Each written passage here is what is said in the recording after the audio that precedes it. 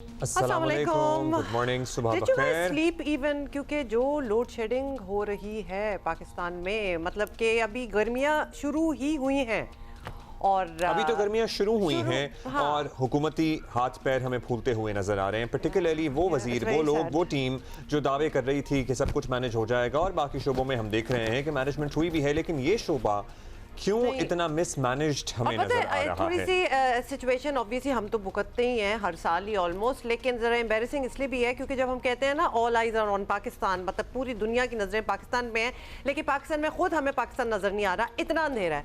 मतलब load shedding का एक दौरानिया जो है दैट इज़ तवील, दैट इज़ लॉन्ग, और ऑलमोस्ट नहीं अब्दुल्ला, वैसे हर जगह ही हो रही है। ट्रेजेडी ये है, हाँ जी, except for Hyderabad and Karachi, यहाँ पर उस हिसाब से ही लोड शेडिंग की जा रही है कि जहाँ से रिकवरी नहीं हो रही है, जहाँ बिजली के पैसे नहीं वसूल किए जा रहे हैं, आज बिल की अदायगी मुकम्मल नहीं हो रही, वहाँ दो चार घंटे आ जाती थी, अब उसको भी मिनिमाइज कर दिया गया है। अदरवाइज जो फुल रिकवरी वाले एरियाज हैं वहाँ पर बिजली आ रही है, बिला तात्तुल आ रही है, लेकिन otherwise the rest of the country is suffering. 8 से 16 घंटे, मतलब आप अंदाजा करें 8 से 16 घंटों तक, और ऐलान क्या था 2-2.5 घंटे का। बहुत से सवालात हैं। अगर हमारे साउथ में हुमा सवाल, हम ये फैक्ट तो पेश करते ही रहे हैं, लेकिन जब ये बात की जा रही थी, जब ये बहरान शुरू हुआ था कि हमारी लोकल गैस हम सप्रेस करके महफूज कर रहे हैं और 350 बिलियन क्यूबिक फीट की बात की जा रही थी, तो क्या वो नहीं फिलहाल इस्तेमाल की जा सकती हमारे गैस पावर प्लांट्स को चलाने के लिए? वो किधर जा रही है? दूसरी बात, तीसरी बात, इनफैक्ट चौथी बात, या जितनी भी बात, जो भी नंबर है, कि हमारे साउथ में सस्ती बिजली बनती है, हमारे पास हवा का बेहतरीन निजाम मौजूद, मतलब हवा से बिजली बनाने का निजाम मौजूद है, हमारे पास थर का कोयला मौजूद है, एटसेट्रा। सो हमारे पास यहाँ जो बिजली मौजूद है उसको सही से ट्रांसमिट करने का निजाम अभी तक अपग्रेड नहीं किया गया। तो ये नहीं किया गया एज अ स्टेटमेंट, क्यों नहीं किया गया? It's a very big question and why not? अभी तक सच्ची बात है कि लोगों को 2012-13 ये जो सारे साल थे ना वो याद आ गए हैं जब बहुत कुछ होता था, और अब we are back to that in 2026, और ये वही दिन थे, तब की बात हो रही है जब शहबाज शरीफ जो थे वो पंखा लिए मीनारे पाकिस्तान पर एहतजाज किया करते थे। आप लोगों को ये Well, a lot of people might remember that। और उस वक्त कराची से खैबर तक 8 से 16 घंटे तक लोड शेडिंग हो रही, मतलब उस वक्त भी बहुत हो रही थी और अभी तो हो ही रही है कराची में। इसमें ये भी नहीं, हम ये नहीं है कि हम अपना सर जो है वो रेत में दे देंगे किसी शुतुरमुर्ग की तरह और हमें नहीं पता कि दुनिया में क्या चल रहा है। We all understand, we all know कि व्हाट इज द रियलिटी, और हमारे पास गैस नहीं आ रही है, स्पॉट पे हम खरीद नहीं सकते, but what is the alternate? हम किस तरह मैनेज कर रहे हैं? 10-12 दिनों में तो हमारी हाइडल से भी बिजली बेहतर होना शुरू हो जाएगी, लेकिन हमने आज के दिल के लिए क्या प्लानिंग की हुई थी? जब ये बताया गया था कि हम लोकल गैस को बचा रहे हैं, तो वो किस दिन के लिए बचा रहे थे? और ऑल्सो हम हमेशा ये फ्यूचर का क्यों देते हैं कि जी देखना 5 से 10 से पता नहीं 15 साल में ये ऐसा परफेक्ट निजाम हो जाएगा। हम देखते आ रहे हैं कुछ नहीं हुआ, ये गोल पोस्ट आगे क्यों होता चला जाता है? इन एनी केस, और अगर हमारे पास सुन लें कि लगारी साहब का क्या कहना, वो तो अब हम कल से ही सुन रहे हैं। अगर सवालात ये थे, बेहतर ये होता कि वो हमें आज ज्वाइन करते तो हम उनसे सवालात कर लेते। अभी भी वैसे we are, the show is live, अगर आप हमें ज्वाइन कर सकते हैं तो प्लीज, और वो ज़ाहिर आ रहे हैं लेकिन हमारे पास नहीं आया अभी। सो हम उनसे ये भी पूछ सकते हैं कि अगर हमारे पास मुल्क में इनफ फर्टिलाइजर मौजूद है फॉर दिस मंथ, तो क्या हम फर्टिलाइजर से कुछ गैस डाइवर्ट कर सकते हैं बिजली प्रोडक्शन में? ये वो सारे सवालात हैं जो हम उनसे करना चाहते हैं, लेकिन he is not available for us. अच्छा जी, तो हम बात कर रहे हैं वजीर तवानाई ओवैस लगारी साहब की, और उनका क्या कहना था, सुन लें एक दफा। हाँ जी सुने। हमारे हालात जो ऐसे हैं कि हमारे कंट्रोल में कोई चीज़ नहीं है, तो फिर भी हमारी माजरत करना बनती है। इस वक्त कराची इलेक्ट्रिक रिकॉर्ड आपके ग्रिड से 2160 मेगावाट की बिजली ले रहा है। पहले वो 1000 मेगावाट पे हुआ करता था। कि इलेक्ट्रिक इस वक्त इकोनॉमिक लोड शेडिंग के अलावा लोड शेडिंग नहीं कर रहा, और हैदराबाद इलेक्ट्रिक सप्लाई कंपनी भी नहीं कर रही। जहाँ बिजली है उसको पूरी मिल रही है। अच्छा, सो इकोनॉमिक लोड शेडिंग आप समझ गई ना क्या होती है? इकोनॉमिक लोड शेडिंग वो होती है जहाँ पर बिल आ रहा है वहाँ बिजली आएगी, जहाँ बिल नहीं आ रहा वहाँ बिजली नहीं आएगी। इसमें होता क्या है कि बहुत सारी लोकेलिटीज़ ऐसी हैं जो जुड़ी हुई हैं, जिनका फीडर कंबाइन है उन लोकेलिटीज़ के साथ जहाँ बिजली के बिल लोग नहीं अदा करते, या कुंडा लगाते हैं, या चोरी करते हैं। तो इससे सफर तो वो भी करते हैं ना जो दे रहे थे। बहुत बड़ी आबादी मुतासर होती है, सफर करती है। तो अगर के इलेक्ट्रिक को यही निजाम आप ठीक करने के लिए पुश नहीं कर पाते, तो फिर क्या हम तवक्को करें? बिल्कुल, बहुत ही अफसोस किस्म, मतलब हम इश्यूज जो है ना वो अंडरस्टैंड भी करते हैं, लेकिन जब हमें नज़र आ रहा होता है कि इस पे कोई out of the box thinking और सोल्यूशंस नहीं निकाले जा रहे, तो फिर ज़रा ऑब्वियसली अवाम का गुस्सा भी एक है। हमारे वजीर साहब की ये तवक्को है कि जैसे ही मशरक़ वस्ता में हालात ठीक होंगे, लोड शेडिंग का मसला हल हो जाएगा, वो तो इंशाल्लाह हो ही जाएगा। लेकिन you know, tell us in detail कि आपने इससे पहले क्या प्लानिंग की हुई थी, आपकी आगे की क्या स्ट्रैटेजी है, और अगर खुदा न खास्ता मशरक़ वस्ता के हालात ठीक नहीं होते, मतलब हम उधर ही बैठे रहेंगे, फिर हम एक और एक्सक्यूज मिल जाएगा, प्लान सी। सो खैर वो क्या कह रहे थे ये भी सुन लीजिए। और जैसी स्ट्रेट ऑफ हॉर्मूज के सेफ इनफ पैसेज जी कतर की गैस को मिलता है, वो आज भी कुछ हद तक कुछ हमारे कार्गोज वगैरह कुछ शिप्स को अलाउ उन्होंने किया हुआ है। वो आज भी अगर हिम्मत करें, और जो जिसके लिए डिप्लोमेटिक हम काफ़ी एफर्ट कर रहे हैं सर, तो आज के 5 दिन के बाद भी हो सकता है इंशाल्लाह। ये जो वहाँ से जैसे रवाना होंगे 5 से 6 दिनों में आपके पास गैस हमारे अपने सिस्टम में आ जाएगी। मैं आपकी तवज्जो से ये अश्योर करवाना चाहता हूँ, ये बहुत आर्जी चीज़ है। ठीक है, आज से ही पानी की रिलीजेस जो बेहतर हुई हैं, आज शाम को हो रही हैं, आज से ही लोगों को इसके अंदर फ़र्क आना महसूस होगा। देख लेते हैं जी आज से आपके फर्क आता है कि नहीं आता। आप हमें प्लीज लिख के बताइएगा। उन्होंने कहा है, ही आल्सो डिड से कि टाइम जो है, दौरानिया जो है ना वो कम कर दिया जाएगा। लेट्स सी, और ये आप लोग हमें बताएंगे कि हम मुख्तलिफ शहरों से लेकिन हाल मालूम करेंगे। जमान शौकियो हमें कराची से बता रहे हैं, कराची में जो इकोनॉमिक लोड शेडिंग हो रही है या हैदराबाद में जो हो रही है, ज़रा उसका अहवाल दीजिए। कहाँ जहाँ पहले नहीं आती थी बिजली, अब वहाँ कितनी आ रही है? जी बिल्कुल, गर्मी बढ़ने के साथ लोड शेडिंग में भी इजाफा हो गया है। इस वक्त मैं मौजूद हूँ सदर टाउन की औरंगज़ेब मार्केट में, और मेरे कम में आप देख सकते हैं कि यहाँ पर वेल्डिंग की बात करें, पार्ट्स की बात करें, कलर वालों की बात करें, और दीगर यहाँ पर दुकानें जो है वो मौजूद हैं। उनका यही कहना है कि यहाँ पर जो एलानिया लोड शेडिंग होती है उसका दौरानिया 14 घंटे है, जबकि गैर एलानिया लोड शेडिंग उससे कई ज़्यादा होती है। यहाँ के रिहायशी इलाकों में भी रहते हैं, उनका यही कहना है कि 24 घंटों में जो है 4 से 5 घंटे मुश्किल से यहाँ पर लाइट आती है, और आजकल जो है लोड शेडिंग का दौरानिया जो है वो बढ़ गया है। लोगों से हमने बात की, उनका यही कहना था कि लोड शेडिंग की वजह से उनका कारोबार मुतासर हो रहा है, जिस वजह से उन्हें माली मसाइल का सामना करना पड़ रहा है। But this in itself is so unfair, और ये ऑलमोस्ट हमारे सारे कॉरेस्पॉन्डेंट्स हमें बताएंगे। एलानिया और गैर एलानिया, मतलब एलानिया जब कर ही दिया, एक स्केड्यूल निकाल दिया है कि 2 से 4 या whatever your timings are नहीं होगी बिजली, तो उसके बाद फिर 4 से 6 क्यों नहीं दे रहे? मतलब स्टिक टू वन थिंग, इसमें ज़्यादा तकलीफ होती है। इंसान आवाम अपना कोई स्केड्यूल ही नहीं बना पाती कि कब क्या करना है, बिकॉज आपको पता ही नहीं है कि बिजली आ रही है। मतलब गैस वैसे नहीं आती, खाना इलेक्ट्रिक चूल्हे भी चल रहे होते हैं, कुछ समझ नहीं आती कि करना क्या है, and of course then there is no schedule, so that is a problem. Let's take you to Hyderabad now. Hyderabad चलते हैं, अली नईम हमें वहाँ से बता रहे हैं क्या हालात हैं। सेम ही होंगे वैसे। जी बिल्कुल, हैदराबाद में भी गर्मी की शिद्दत में इजाफे के साथ ही बिजली की लोड शेडिंग का दौरानिया कई इलाकों के अंदर बढ़ चुका है, और कई इलाके ऐसे हैं जहां पर 10 से 12 घंटों तक बिजली की लोड शेडिंग की जा रही है। हैदराबाद के अंदर अगर मौसम की बात की जाए तो दर्जा हरारत 40 से 41 डिग्री सेंटीग्रेड को छू रहा है। जैसे जैसे गर्मी की शिद्दत में इजाफा हो रहा है, तो वहीं पर बिजली की न सिर्फ लोड शेडिंग के दौरानिए में इजाफा हुआ है, बल्कि कई इलाके ऐसे हैं जहाँ पर तकनीकी ख़राबी की बुनियाद के ऊपर तवील बिजली की बंदिश हो जाती है। और शहरियों का कहना है कि हेस्को की टीमों की जानिब से उन फॉल्ट्स को दूर करने में भी ताख़ीर से काम लिया जाता है, जिसकी वजह से उन्हें काफ़ी ज़्यादा मुश्किलात का सामना करना पड़ रहा है। इस हवाले से शहरियों को बहुत ज़्यादा परेशानी का सामना है बिजली की तवील बंदिश की वजह से, लोड शेडिंग की वजह से। एक जानिब जहाँ घरेलू उमूर मुतासिर हो रहे हैं लोगों के, तो वहीं जिन लोगों के काम बिजली पर मुनहसिर हैं, उन्हें भी काफ़ी ज़्यादा लॉसेस का सामना करना पड़ रहा है। इस हवाले से हमारी हेस्को तर्जुमान से बात हुई, तो इनका कहना है कि हैदराबाद के अंदर बिजली की जो तलब है वो 886 मेगावाट है, जबकि जो बिजली सप्लाई की जा रही है वो 685 मेगावाट है, जबकि 201 मेगावाट जो बिजली की जो इसमें डिफरेंस आ रहा है 201 मेगावाट का, वो AT&C लॉसेस की बुनियाद के ऊपर जो लोड शेडिंग की जा रही है उसकी बुनियाद पर है। ताहम हेस्को को इस वक्त बिजली की तलब और रसद के अंदर किसी किस्म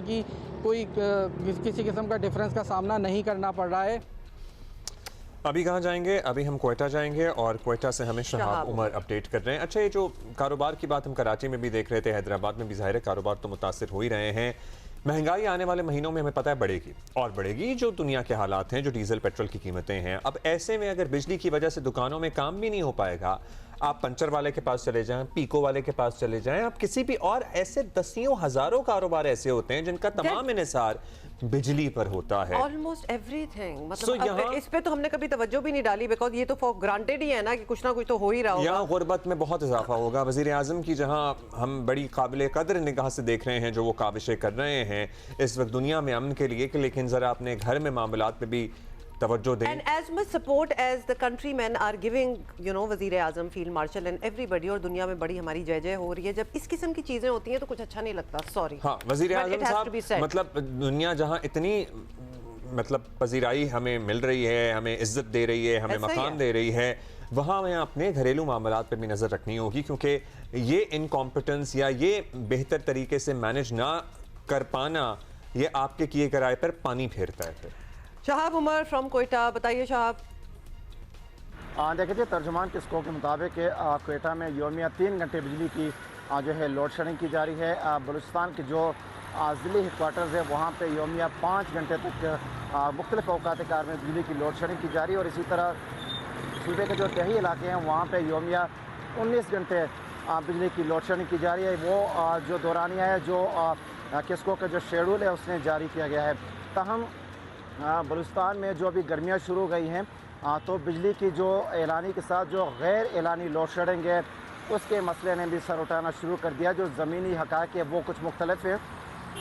वादी कोयटा में तकरीबन 4 से 6 घंटे और बाज़ नवाई इलाकों में 7 से 8 घंटे तक बिजली की जो शिकायत है मौसूल हो रही है, और बाज़ औक़ात जो मरम्मती काम या जो शट डाउन है उसके सिलसिले में भी घंटों बिजली की जो है लोड शेडिंग का सामना करना पड़ता है कोयटा के जो सार्फिन हैं।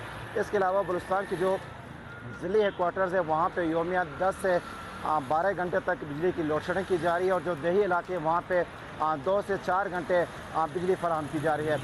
जो बिजली सार्फिन है उनका किस्को और जो वफाकी हुकूमतों से मुतालबा है कि जो गर्मियाँ हैं, ख़ास तौर पर जो मई जून जुलाई के महीने में सूबे के जो गर्म इलाके हैं वहाँ पे जो दर्जा हरारत है वो 48 से 50 डिग्री सेंटीग्रेड तक रिकॉर्ड किया जाता है। इस हवाले से बिजली की जो गैर एलानी लोड शेडिंग उसके खात्मे के हवाले से उनका मुतालबा है। सो ये है सूरत हाल कोयटा में। Same situation different city. अभी कहाँ जाएं? पेशावर जाएंगे, और शीबा हैदर हमें बता रही हैं पेशावर से, और सोशल मीडिया पे मैं देख रही थी वहाँ भी काफ़ी बुरे हालात हैं। जी जी, पेशावर समेत खैबर पख्तूनख्वा में इलानिया और गैर इलानिया लोड शेडिंग का सिलसिला जारी है। शहरी इलाकों में 6 घंटे जबकि दही इलाकों में 16 घंटों की लोड शेडिंग की जा रही है, जिसकी बाइस मामलाती ज़िंदगी बुरी तरह मुतासर हो रहे हैं। गैर इलानी लोड शेडिंग के बाइस कारोबारी सरगर्मी भी बुरी तरह मुतासर हुए हैं। हमारे साथ कुछ शहरी मौजूद है, इनसे बात करते हैं कि उनका क्या कहना है। बात यह है कि लोड शेडिंग इतनी हो रही है कि कुछ पता नहीं चलता किस घंटे का है। अगर जाती है तो 3-3, 4-4 घंटे गायब हो जाती है। पानी का मसला होता है, मोटर चलानी पड़ती है, पानी नहीं होता। लोड शेडिंग गैर एलानिया है, कोई ऐलान नहीं है, कोई शेड्यूल नहीं है। एक तो कारोबार है, ये स्मार्ट लॉकडाउन लगा हुआ है। रात को ये कारोबार 8:30 बजे बंद हो जाता है, फिर उसके बाद अंधेरे ही अंधेरा है। 8 बजे ठीक बिजली बंद हो जाती है, फिर 9 बजे आए, 10 बजे आए, कुछ पता नहीं है। तो लिहाजा हर चीज़ को देखें, हर चीज़ को मद्देनज़र रखें, हर चीज़ आवाम को रिलीफ दिया जाए। शहरियों का कहना है कि गैर इलानी लोड शेडिंग के बायस घरेलू अमूर शदीद मुतासर हो रहे हैं। दूसरी जानिब हमारी बात पेस्को हुकाम से हुई तो उनका ये कहना था कि पेस्को रीजन में जनरेशन शॉर्टफॉल की वजह से फोर्स मैनेजमेंट की जा रही है। जनरेशन शॉर्टफॉल के बायस बिजली की तलब में इजाफा, जबकि सप्लाई में कमी आई है। जी, वही वाली यहाँ बात हो रही है ना कि जब बताया आपको ये जाए कि 2 घंटे की लोड शेडिंग है और फिर पता ही नहीं है कि कब तक 3-4, it can go on forever. That is a killer actually. अभी हम जाएंगे रावलपिंडी, और शब्बीर डार हमें बता रहे हैं बहुत बुरा हाल है पंजाब में भी लोड शेडिंग का। जी शब्बीर। जी, रावलपिंडी में बिजली की गैर एलानिया लोड शेडिंग का सिलसिला जारी है। तवील लोड शेडिंग के बायस जहां शहरियों को मुश्किलात का सामना करना पड़ रहा है, वहीं कारोबारी तबका भी शदीद मुतासर है। आजकल रावलपिंडी में चूँकि मैट्रिक और 9 के इम्तहानात हो रहे हैं, इम्तहानी मराकज़ में लोड शेडिंग के बायस तलबा को भी शदीद परेशानी का सामना है, और इसी तरह रावलपिंडी के मुख्तलिफ इलाकों में लोड शेडिंग के बायस पानी की सप्लाई भी मुतासर है। रावलपिंडी में बिजली की लोड शेडिंग का दौरानिया 8 से 10 घंटे तक पहुंच गया है, जबकि जो रावलपिंडी के नवाही इलाके हैं यहाँ पर 10 से 12 घंटे बिजली गायब रहने लगी है। और इसी तरह जो रावलपिंडी के शहरी इलाके हैं मजमूई तौर पर 10 से 12 घंटे बिजली गायब रहने लगी है, जिसकी वजह से शहरियों को मुश्किलात का सामना करना पड़ रहा है। पावर डिवीज़न ज़राए का कहना है कि बिजली की रसद और तलब में बहुत फ़र्क आ गया है। इसी वजह से बिजली की लोड शेडिंग का दौरानिया बढ़ गया है। 3600 मेगावाट बिजली का शॉर्टफॉल बताया जा रहा है, इस वक्त चल रहा है, जिसकी वजह से जो बिजली की लोड शेडिंग का दौरानिया है वो मुसलसल बढ़ रहा है। ऑलराइट, बहुत शुक्रिया आपका शबीर, थैंक यू। अभी ज़रा PSL भी चल रहा है ना, PSL चल रहा है। PSL 11 में इस्लामाबाद यूनाइटेड ने कराची किंग्स को 8 विकेटों से हराया है। समीर मिनाज ने 36 गेंदों पर 58 रन की बरक रफ्तार इनिंग खेली है, जिसकी बदौलत 151 रन का हदफ इस्लामाबाद यूनाइटेड ने 4 ओवर्स कबली हासिल कर लिया है। जो मिनहास बरादरान है ना, इनकी स्टोरी भी बड़ी एंडेयरिंग भी है, बड़ी जबरदस्त है। 2 भाई तो खेल रहे हैं और सुना है इनका एक और तीसरा भाई बड़ी मोटिवेशनल भी है। और इनके फादर जो हैं वो उनका इंटरव्यू में देख रहा था, स्पोर्ट्स फोटोग्राफर है वो। हाँ, और वो मैं देख रहा था और वो कह रहे थे कि बच्चे ज़ाहिर है जैसे सारे बच्चे क्रिकेट खेलते हैं और खेलते थे, लेकिन जब मैंने ऑब्जर्व किया कि ये ज़रा मुख्तलिफ हैं बाकी बच्चों की क्रिकेट खेलने की। But you know it comes from the father, क्योंकि उनके फादर जो थे वो डोमेस्टिक खेलते थे for a very short period, तो लिहाजा वो जो जीन्स में होता है ना, वो हमेशा कहते हैं इट्स इन द DNA, तो वो था। एनीवे जी, इस्लामाबाद जीती और आपको पता है मुझे स्पेशल खुशी होती है जब इस्लामाबाद यूनाइटेड। अच्छा, दूसरा एक मैच हुआ, हैदराबाद किंग्समैन ने रावलपिंडीज को 5 विकेटों से मात देकर विनिंग ट्रैक कर लिया है। मुसलसल तीसरी कामयाबी और 6 पॉइंट्स के साथ वो कराची किंग्स को नीचे कर टॉप 4 में पहुंच गए हैं। सो ये है, और हैदराबाद कंसिडरिंग कि हमारी नई टीमों में से एक। Very nice, very very impressive. Peshawar Zalmi 13 points के साथ बदस्तूर पहले नंबर पे है, और इस्लामाबाद पॉइंट्स टेबल पर 9 पॉइंट्स के साथ दूसरे नंबर पर है। मुल्तान सुल्तान्स का 8 पॉइंट्स के साथ अब तीसरा नंबर हो गया है, और कराची किंग्स के भी 6 पॉइंट्स हैं, मगर रन औसत के सबब वो किंग्समैन से नीचे है। क्वेटा ग्लैडिएटर्स और लाहौर कलंदर के 4 पॉइंट्स हैं, जबकि रावलपिंडी यानी पिंडीज का 8वां और सबसे आखिरी नंबर है। Come on backup boys in Pindi boys, मतलब थोड़ा सा तो कुछ आगे लाहौर ईस्ट टू कुछ हलचल होनी चाहिए। सो आज क्वेटा और लाहौर कलंदर का मैच है, एंड होपफुली लाहौर कलंदर जीते। हाँ, of course, I mean we would like, but then again Quetta भी अगर जीत गया तो मतलब मैं तो हो ही जाती हूँ साथ। हमने जो ग्लोबल मंजरनामे पर अपडेट्स आ रही हैं, डेवलपमेंट्स हो रही हैं, और रात भर बहुत कुछ हो जाता है because of the difference of the time zone. और सदर ट्रंप ने भी अब अपने मुंह से कह दिया कि he might come to Islamabad, और अगर there's a deal, there's an MOU, he might come to sign it. If I have to sign something, he might come to Islamabad. होगी तो then he This is a very big deal. मतलब बहुत सी चेमागोइयाँ थीं, बहुत सी बातें थीं, बहुत से कयास आराइयाँ थीं, लेकिन अब उन्होंने अपने मुंह से खुद ही कह दिया। उस पर हम आगे चलकर सर्टनली बात करेंगे। बट मैं चाहती हूँ कि शुरू में अगर आप रात को सो रहे थे और आपने नहीं सुना तो हम आपको दिखा देते हैं कि क्या उनका कहना था, but we'll talk about it in detail later. This is important. देखिए, I would go to Pakistan, yeah. Pakistan has been great. They've been so good. Islamabad, I might go. Yeah, I might go. If the deal is signed in Islamabad, I might go. The field marshal has been great. The prime minister has been really great in Pakistan. So I might go. They want me. हमारा एक colleague पूछ रहा था ये हम क्या कर रहे हैं, ऐसा क्या घोल के पिलाया है माशाल्लाह कि महबूब आपके कदमों में टाइप सिचुएशन हुई हुई है। I did not think like that, but yes. भाई हम चाहते हैं कि इतनी तकलीफ में मतलब ईरान और गज़ा और हमारे खलीजी ममालिक सारे जो हैं, it has been such a bad few weeks, a lot of weeks actually. हम अमन चाहते हैं। और जब लेबनान में भी अब सीज़फायर की बात हुई है, 10 दिन के सीज़फायर का ऐलान किया गया है, उसमें भी एक्चुअली जो स्पीकर हैं ईरानी पार्लियामान के कालिबाफ साहब, उनका जो मैसेज है ऑन एक्स, उसमें उन्होंने आखिरी लाइन में पाकिस्तान का शुक्रिया अदा किया है और उसका क्रेडिट भी पाकिस्तान को ही दिया है। सो विद लेबनान का मामला under control, seemingly under control, and then President Trump announcing it that he might come to Pakistan is a very big deal. But at the same time, हम सबको cautious होना चाहिए, किसी भी बुलंदोबाग नाबे से इज्तनाब करना चाहिए, क्योंकि अभी भी इतना मेजर मिसट्रस्ट है बिटवीन द टू नेशंस। मतलब until it's done, nothing is done. I mean, कुछ नहीं कहा जा सकता. In any case, we will have experts and we will talk about it. आज सुबह ही ट्रिब्यूट पे आ रहे हैं. आज बिल्कुल जी ट्रिब्यूट देना, और हमारा ज़रा हमें वक्त कम मिल रहा है आजकल भाई ट्रिब्यूट्स और इन चीज़ों का। जियो पाकिस्तान में हम खराज अक़ीदत पेश कर रहे हैं मारूफ कव्वाल अजीज़ मियाँ साहब को, जिनका आज यौम पैदाइश है, और इन्होंने एक अलग ही रंग और अंग दिया कव्वाली का, which is unmatched, and you know उसको दोबारा भी कोई नहीं कर पाया। हाँ, वैसे that's true, but सुने सन 2000 में मुख्तसर अलालत के बाद ईरान के शहर तेहरान में अजीज मियाँ का इंतकाल हो गया। इंतकाल के वक्त उनकी उम्र 58 बरस थी। वसीयत के मुताबिक अजीज मियाँ को मुल्तान में उनके मुर्शिद के पहलू में दफन किया गया। And he died in Tehran. And died at the age of 58. Only 58. By the way, they are all very young when they pass away. तो well. हाजिर होते हैं थोड़ी देर में। अच्छा, हमें बड़ी तकलीफ होती है ऐसी खबरें देते हुए, लेकिन of course we have to keep you updated. दिन महीने साल बदलते रहते हैं, लेकिन कराची में अगर कोई चीज़ नहीं बदलती बल्कि बद से बदतर ही होती है, हम कहेंगे, तो वो है स्ट्रीट क्राइम्स। और आपको बताएं कि लेटेस्ट क्या हुआ है जी। शाह फैसल कॉलोनी में डकैती के दौरान मुज़ाहमत पर डाकुओं ने एक शख्स को गोली मार दी।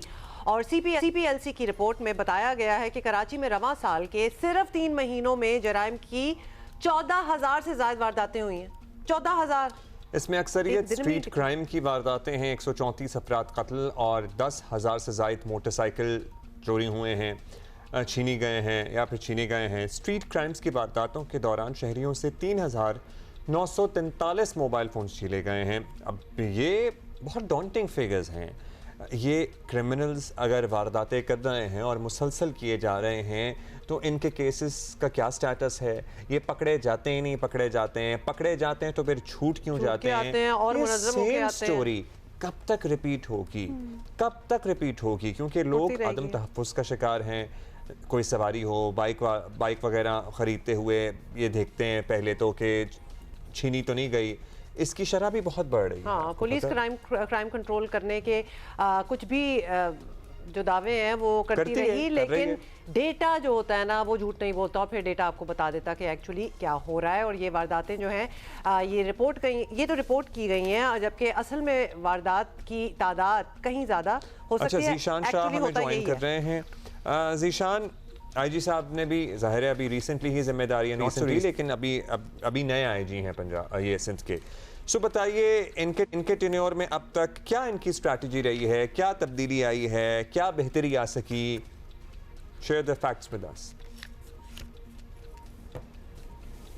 देखिए, अगर हम तब्दीली की बात कहें तो तब्दीली कुछ ख़ास देखने में नहीं आई है। अनफॉर्चुनेटली पुलिस का निज़ाम इस वक्त बहुत ही एक अलग से ट्रैक पे चल रहा है। जिस वक्त कोई वारदात होती है या किस मीडिया का प्रेशर जाता है, डकैती के दौरान कोई शख्स अपनी जान से जाता है, तो फौरी तौर पे उस थाने के SHO को या पुलिस पार्टी को मुअत्तल कर दिया जाता है। उस थाने में कोई नया थानेदार आ जाता है, उसके बाद में वो भी वही प्रैक्टिस रिपीट होती है। अगर कोई अनफॉर्चुनेट वाक़या हो जाए तो उसके बाद में उसको भी हटा दिया जाता है। लेकिन सारे मामले के अंदर जो पुलिस के जो आला अफसरान हैं, जिनमें SSP, DIG, ये सारे के सारे अपनी जगहों पर मौजूद रहते हैं। उनसे ना कोई सुनवाई है, ना कोई सवाल जवाब है। कोई अगर इवेंट बड़ा हो जाता है तो SHO को हटा दिया जाता है। इस सारे मामले के अंदर हिकमत अमली कई पुलिस की नज़र नहीं आती। जो पुलिस का जो लोअर ऑफिसर्स या थाने के लेवल पे पहले से रोना था, वही अभी भी रोना है कि नफरी की कमी का सामना है। और उसी का ये रिज़ल्ट है जो अब CPLC के आज़ाद शुमार बताते हैं कि 3,000 से ज़ायद जो मोबाइल फ़ोन चोरी हुए हैं। जबकि अगर हम शरह की बात करें, इस वक्त सिर्फ 3 माह के अंदर डकैती के दौरान मुज़ाहमत में 22 शहरियों ने अपनी जान की बाजी हारी है। इसके अलावा अब शहरियों का पुलिस को ये तो जो CPLC का डाटा है, लोग अपनी जान छुड़ाने के लिए फौरी तौर पे रिपोर्ट कर देते हैं CPLC पे। पुलिस थाने में भी ये वो लोग नहीं है जो थाने में जा के रिपोर्ट करते हैं। बहुत सारे लोग सिर्फ सिम बंद करा के अगर मोबाइल फ़ोन जाता है, कहते हैं छोड़ो हम और बखेड़े में नहीं पढ़ना चाहते। इसके बावजूद भी 22 अफराद को अगर अब लोगों ने पुलिस की मदद लेना कम कर दी है। हर किसी की कोशिश होती है कानून अपने हाथ में लें, और जो भी ये जराइम पेशा जी, वो भी बहुत ज़्यादा वाक़यात हैं जहां लोग खुद ही इनको मार रहे होते हैं। मतलब इतना मारते हैं कि जान से मार देते हैं। और हम कभी भी इस बात को इनकरेज भी नहीं करेंगे और इसकी कोई तौजी हो भी नहीं सकती कि लोग कानून अपने हाथ में लें। लेकिन लोग फ्रस्ट्रेट हो जाते हैं जब उनको शायद ये बड़ा अच्छी तरह यकीन होता है बाकी इंसिडेंट से कि जब कुछ नहीं होना तो अगर हमारे हाथ लग ही गया है, मतलब obviously it shouldn't come to that. हिकमत अमली बताएं हमें। अब ये वारदातें हैं, ये हो रही हैं, स्ट्रीट क्राइम है, दीगर मामलात हैं, क्या हिकमत अमली है? कितने लोगों को हर सतह पे, ज़िले की सतह पे कराची में आइडेंटिफाई किया गया है? ज़ाहिर है रिपीटेड ग्रुप्स भी होते हैं, रिपीटेड ऑफेंडर्स भी होते हैं। क्या प्लान बनाया है? कोई प्लान है कि अब बस इसको कर्ब करना है और ऐसी की तैसी फेर देंगे और अब कोई करके दिखाए कराची में जुर्म? अब्दुल्ला, जैसा कि आपने ये अल्फाज इस्तेमाल किया, ऐसी की तैसी कर दी जाएगी, ये बात तो हर रोज़ होती है। मैं जो बात मेरी मुकम्मल नहीं हो सकी थी, शाह फैसल कॉलोनी में कोरंगी की जानिब जाने वाली सड़क पे एक वाक़या पेश आया था जिसके अंदर मुलजिमान ने रोड पे खड़ी गाड़ियों को लूटा। उसके बाद में वज़ीर दाखिला ने भी इसके ऊपर फौरी तौर पर एक्शन लिया। शाराफी कोट थाने मुकदमा दर्ज हुआ। जब पुलिस ने उसके गिरदोनवा में जो सबबन एरियाज थे, जो छोटे छोटे वहाँ पे मकानात थे नदी के पास, वहाँ पे चेक किया तो 15 घर खाली मिले। वहाँ पे उन घरों में कौन रहता था उसका डाटा पुलिस के पास मौजूद नहीं था। तो हिकमत अमली साफ नज़र आ रही है कि बहुत ऊंचे ख्यालात हैं, लेकिन रिजल्ट्स जो हैं, जो इंटेलिजेंस लेवल पे जो ग्राउंड इंटेलिजेंस काम करती है, वो हर जगह देखने में अच्छी नज़र नहीं आ रही। पुलिस को दोबारा से हिकमत अमली बनानी पड़ेगी, क्योंकि जो मौजूदा हिकमत अमली पे काम किया जा रहा है उसके रिजल्ट्स बहुत कम हैं। हज़ारों की तादाद में, जैसा अभी आपने भी आदाद शुमार बताया, लेकिन अगर हम 3 माह का टोटल करें तो पुलिस ने अब तक 57 मुलजमान को जो है वो मुख्तलिफ मुकाबलों में उनसे मारे गए हैं। 406 के करीब जो मुख्तलिफ वाक़यात में इंजर्ड हुए हैं और 214 मुलजमान अब तक अरेस्ट हुए हैं। इसमें बड़ी तादाद में वो भी शामिल हैं जो दोबारा से जीशान, आप जो बता रहे थे वो 15 घर जो हैं, प्रोसिक्यूशन के बहुत मसले जी, आप जो वो बता रहे थे 15 घर खाली के खाली थे और उनको ये नहीं पता कि वहाँ कौन रहता है ऑल दैट। तो वो जो एक प्रोटोकॉल होता है जहाँ आपको, जब आप किराए पे घर लेते हैं या देते हैं, आपको रजिस्टर कराना होता है, थाने में भी बताना होता है, फोटो खिंचती है, वो यानी वो प्रोटोकॉल फॉलो ही नहीं हो रहे। लेकिन जब कोई पकड़ा जाता है किराएदारी एक्ट में तो उसको फौरी तौर पे गिरफ्तार कर लिया जाता है, या जब आला अफसरान की जानिब से लोअर ऑफिशल्स को जब बहुत ज़्यादा प्रेशर आता है तो फौरी तौर पे एक्शन लेना स्टार्ट कर दिया जाता है। अभी मैं आपको थोड़ी सी एक बात ऐड करना चाहूँगा। रिसेंटली पुलिस के आला अफसरान ने एक एक्शन लिया स्मगलिंग के खिलाफ। गुज़िश्ता रोज़ में सिर्फ 1000 kg कराची से ही बड़ी स्मगल शुदा सामान पकड़ा गया है। जब पुलिस काम करने पर आती है रिजल्ट सामने आते हैं। अनफॉर्चुनेटली स्ट्रीट क्राइम के ऊपर हमें अनफॉर्चुनेटली अभी ये चीज़ नज़र नहीं आ रही, और जिसके रिजल्ट आदाद शुमार खुद बता रहे हैं। काम करने पे आए तो बेशक इंटेलिजेंस बेस्ड मालूमात की बुनियाद पर बहुत अच्छा काम करते हैं, लेकिन हिकमत अमली, यही हिकमत अमली है जो कि कमज़ोर हिकमत अमली हमें नज़र आ रही है कि कोई भी काम होता हुआ नज़र नहीं आ रहा है। कुछ टाइम कबल जिस वक्त जो अभी मौजूदा IG सिंध है, उस वक्त जब भी एडिशनल IG कराची थे तो उनकी जानिब से हिकमत अमली मुरतब की गई थी, प्रेशराइज़ किया गया था, जिसमें अपनी अपनी सतह पे, थाने की सतह पे, ज़िले की सतह पे सब ने अपना प्लान आउट किया था, इंटेलिजेंस बेस्ड खबरों के ऊपर काम करना शुरू किया था, इंटेलिजेंस शेयरिंग का आगाज़ किया था और मुलजमान को पकड़ना शुरू किया गया था। लेकिन अनफॉर्चुनेटली बहुत ही इसमें सारी बातें बड़ी अनफॉर्चुनेट है। मतलब कि जब हम पकड़ना चाहते हैं, जब कोई प्लान हो तो हम पकड़ लेंगे, वरना फिर हम नहीं करेंगे। जब पकड़ना चाहते हैं तो पकड़ लेते भी हैं, हाँ, और करते हैं। एब्सोल्युटली। तो जब नहीं होता कुछ तो लगता है कि वो इंटरेस्ट लूज हो गया, इंटरेस्ट नहीं था। That is so right. बहुत शुक्रिया जीशान शाह। ओके, पाकिस्तान की सियासी और अस्करी क़यादत मशरिक़ वस्ता में जारी जंगी सूरत हाल के खात्मे के लिए आलमी सतह पर सफारतकारी में मसरूफ़ है, मगर पाकिस्तान दुश्मन क़ुव्वतों को शायद ये सब कुछ हज़म नहीं हो रहा। अफगान तालिबान रजीम और फितना उल ख़ारिज ने पहले पाकिस्तान में घुसने की कोशिश की, लेकिन पाक फ़ौज ने दरअंदाजी की ये कोशिश नाकाम बना दी। अफगान तालिबान ने मायूसी और बौखलाहट में बाजोड़ में पाकिस्तान की सिविल आबादी को निशाना बनाना शुरू कर दिया है। गोलाबारी से 2 बच्चों समेत 3 अफराद शहीद हुए हैं, 3 जख्मी हुए हैं। पाक फौज ने फौरी जवाबी कार्रवाई में अफगानिस्तान से फायर करने वाली गन पोजीशन को मुकम्मल तबाह कर दिया, और आम शहरियों ने अफगान तालिबान की बुज़दिलाना कार्रवाइयों की मजम्मत की और पाक फौज से यकजहती का इजहार भी किया। सिक्योरिटी ज़राए के मुताबिक अवाम के जानो माल के तहफ़्फ़ुज़ और इलाके में पायदार अमन के क़याम के लिए सिक्योरिटी फोर्सेस हमेशा ही होती हैं, मतलब ऑलवेज रेडी।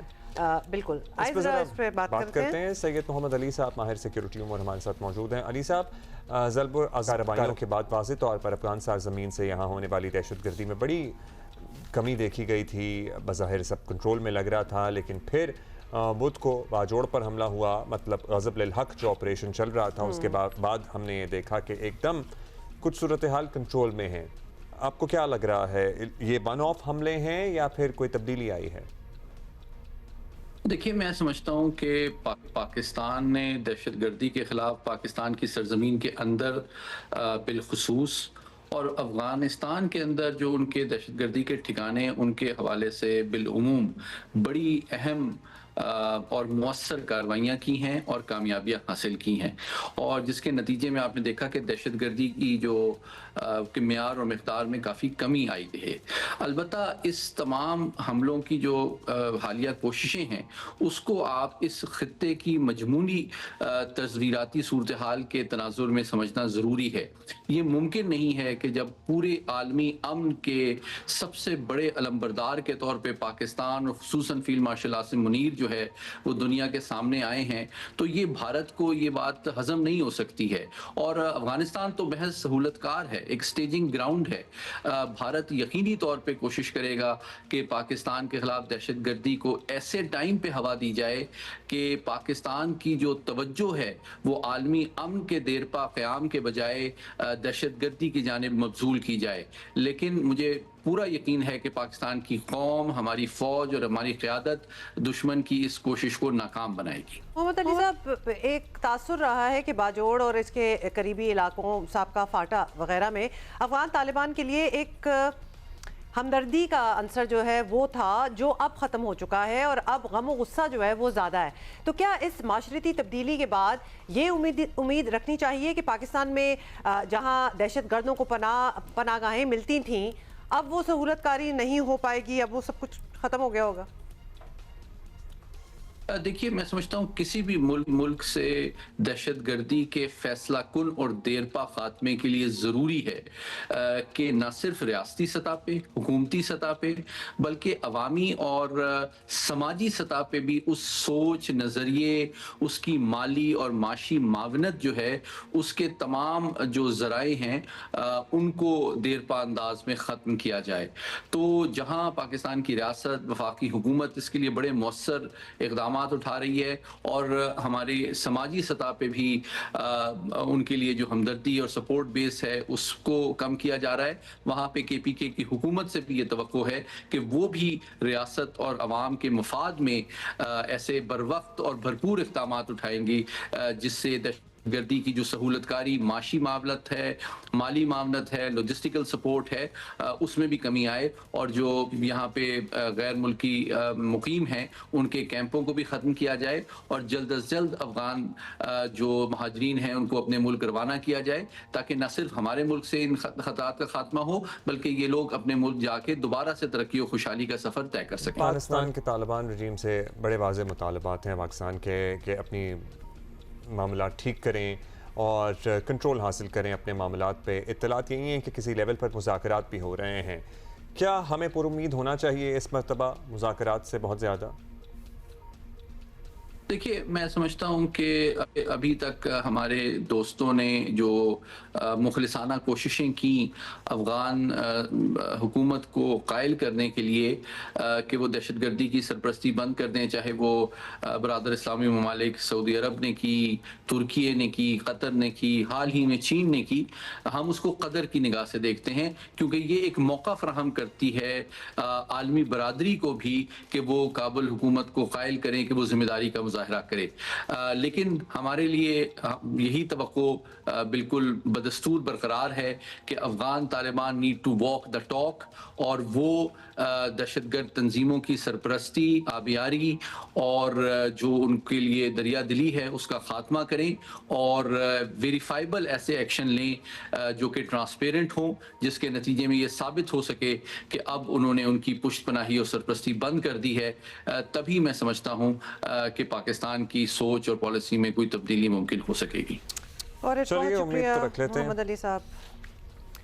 हाँ, उम्मीद तो हमें रख ही रहे हैं, लेकिन हमारे और बड़े इश्यूज हैं ना, साथ साथ साइड बाय साइड चल रहे हैं। जैसे में कितनी बिजली आ रही है और कितनी बिजली नहीं आ रही है, ज़्यादा तो नहीं आ रही है, ये हमें बता रहे हैं यासिर फारूकी है हमारे साथ ही ज्वाइन कर रहे हैं। जी बिल्कुल, सखर और अतराफ के अजला में गर्मी की शिद्दत बढ़ने के साथ साथ सेप्को की जानिब से लोड शेडिंग का दौरानिया भी बढ़ा दिया गया है। शहरी इलाकों में 2 से 6 घंटे तक, जबकि दही इलाकों में 6 से 8 घंटे तक लोड शेडिंग की जा रही है।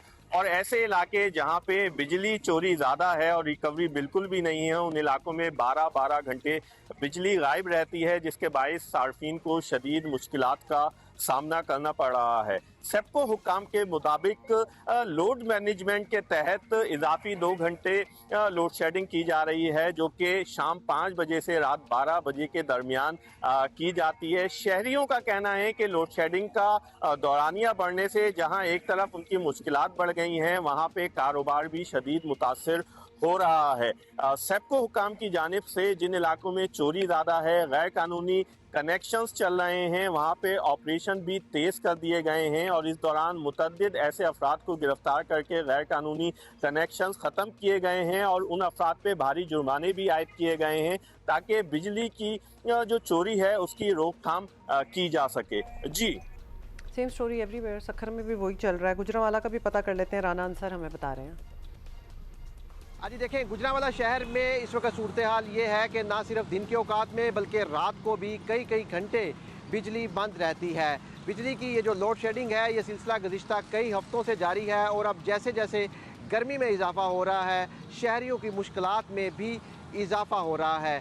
गुजरांवाला शहर में रूरल एरियाज़ हों, देहाती एरियाज़ हों या सनती एरियाज़, तमाम इलाकों में लोड शेडिंग हो रही है और जैसे मैंने पहले बताया, इस लोड शेडिंग का कोई फिक्स टाइम नहीं है। किसी भी औकात में कई घंटों के लिए बिजली बंद हो जाती है, जिसकी वजह से शहरियों को मुश्किलात का सामना है। एक तरफ तो ओवरऑल लोड शेडिंग की सूरत हाल है, दूसरी तरफ बाज़ ऐसे इलाके हैं जहाँ तरक्याती स्कीमें चल रही हैं कई हफ्तों से, जैसे सेटेलाइट टाउन का इलाका है, वहाँ पर लाइनों की शिफ्टिंग हो रही है। इसी तरह जो जीटी रोड है अंदरूनी शहर, वहाँ पर मास ट्रांजिट प्रोजेक्ट की वजह से गैपको की लाइनों और पोल्स की शिफ्टिंग हो रही है। तो इन इलाकों में लोड शेडिंग के अलावा हफ्ते में 2 दिन पूरा दिन भी बिजली बंद कर दी जाती है। जहाँ पूरा दिन वर्क परमिट की वजह से बिजली बंद होती है, उसी इलाके में रात को भी लोड शेडिंग के नाम पर बिजली बंद कर दी जाती है, जिसकी वजह से शहरियों को शदीद मुश्किलात का सामना है। इस हवाले से हमारी गैपको हुकाम से बात हुई है तो उनका ये बताना है कि लोड शेडिंग की कई वजूहात हैं। एक तो ईरान वार के बाद जो इंटरनेशनल क्राइसिस है, उसके बाद 2.25 घंटे की लोड शेडिंग अप्रूव की गई है तमाम इलाकों में, चाहे वो रूरल इलाके हैं या शहरी इलाके हैं। बाज़ जगहों पे पूरा दिन 2 दिन भी बिजली बंद कर दी जाती है। आप सोचिए कि किस तरह निज़ाम ज़िंदगी मुतासर हो रहा है। बहुत मुश्किल है। ब्रेक लेते हैं। This is going to be a headline break. कुछ देर में वापस आ रहे हैं।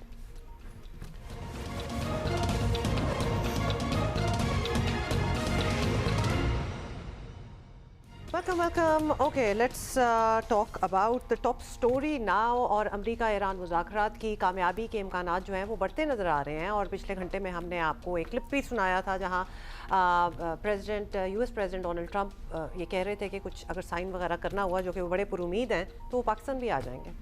तो बात यहाँ तक आ गई है कि डोनाल्ड ट्रंप जो हैं वो कह रहे हैं कि हो सकता है वो इस्लामाबाद जाने वालों में वो खुद भी शामिल हो। और कल सहाफ़ियों से उन्होंने बातचीत की है और वाज़ेह तौर पर एक्चुअली उन्होंने कहा है, उन्होंने वाज़ेह तौर पर कहा कि ईरान आटमी हथियार ना रखने पर रज़ामंद हो गया है। ईरान से मुआहदा हो गया तो पाकिस्तान आएंगे। ये भी कहा कि ईरान ने अपनी तबाहशुदा अफजूदा यूरेनियम हवाले करने पर भी आमादगी जाहिर कर दी है, अपनी तैयार शुदा रादर। और अच्छी बात यह है कि बातचीत चल रही है और उनके साथ डील के बहुत करीब हैं। ईरान पहले जिन बातों पर तैयार नहीं था अब तैयार है। ट्रंप ने यह भी बताया कि आपने हुर्मुज़ की नाकाबंदी बमबारी से ज़्यादा मौसर साबित हुई है।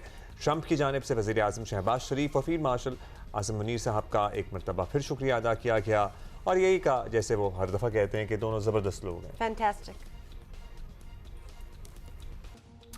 और इधर पाकिस्तान भी पूरी तरह अमन मिशन के लिए सरगर्म है और सियासी और अस्करी क़यादत अमन मिशन के लिए दिन रात मुतहर्रिक हैं। आप देख ही रहे हैं, कल एक और बड़ी पेशरफ्त ये सामने आई कि लबनान और इजराइल के दरमियान 10 रोज़ा जंग बंदी पर इत्तफाक हो गया है। कौन सोच सकता था ये भी हो, वो तो रुक ही नहीं रहे थे इजराइल, आपको पता है। अमेरिकी सदर ट्रंप ने इस जंगबंदी का ऐलान सोशल मीडिया ट्रूथ सोशल पर अपने बयान में किया और ये जंगबंदी इसलिए अहम है कि ईरान का बड़ा मुतालबा रहा है कि लबनान में भी जंगबंदी होनी चाहिए। और इससे पहले ईरानी पार्लियामेंट के स्पीकर बाकिर कालिबाफ ने कहा था कि तेहरान लबनान जंगबंदी ईरान के लिए उतनी ही अहम है जितनी खुद ईरान में जंगबंदी। और उन्होंने एक्स पर अपने पैगाम में जो इसके बाद जारी हुआ है, जंगबंदी के बाद जारी हुआ है, इसमें इसका क्रेडिट भी पाकिस्तान को दिया, उसको मेंशन किया। अमेरिका के साथ ईरान पर भी पाकिस्तान मुकम्मल एतमाद करता दिखाई दे रहा है। पाकिस्तान में अमेरिकी सफ़ीर अमीनी रज़ा ने भी कल वाज़ेह तौर पर कहा कि मुज़ाकरात सिर्फ पाकिस्तान में होंगे, कहीं और नहीं होंगे। ईरान पाकिस्तान पर एतमाद करता है, अमरीका पर नहीं करता। ईरान ने पाकिस्तान को काबिल एतमाद और गैर जानिबदार सालिस करार दिया है। उधर वज़ीर आज़म शहबाज शरीफ भी अमन मिशन पर मुख्तलिफ मुल्कों का दौरा कर रहे हैं। कल पहले सऊदी अरेबिया गए, जहाँ उन्होंने जद्दा में सऊदी वली अहद मोहम्मद बिन सलमान से मुलाकात की और फिर वो कतर पहुँचे, जहाँ उनका शानदार इस्तकबाल किया गया। अमीर कतर से शेख तमीम अल-थानी से उनकी मुलाकात हुई है। शाम को शहबाज शरीफ डिप्लोमेसी कॉन्फ्रेंस में शिरकत के लिए अंतालिया पहुंच रहे हैं, तुर्किया। आप जो देखें कि मतलब ये a lot of work gone into it। जब ट्रम्प जो हैं वो वहाँ अमेरिका में कहते हैं ना कि मैं पहुंच जाऊंगा साइन करने के लिए, तो काम कौन कर रहा है? इनफैक्ट वो पहुंच गए हैं, इनके वेलकम के विजुअल्स भी आ गए थे। अच्छा, मुलाकातें भी शुरू हो गई हैं। आज़म एक ही है कि किसी तरह खित्ते में अमन कायम हो। सऊदी अरेबिया, कतर, तुर्की, रूस, चीन समेत पूरी दुनिया पाकिस्तान की कोशिशों की हिमायत कर रही है। उधर फील्ड मार्शल सईद आसिम मुनीर की तेहरान में ईरानी पार्लियामान के स्पीकर बाकर कालबाफ और ईरानी वज़ीर ख़ारजा अब्बास अराक़ची से मुलाकात भी हुई है।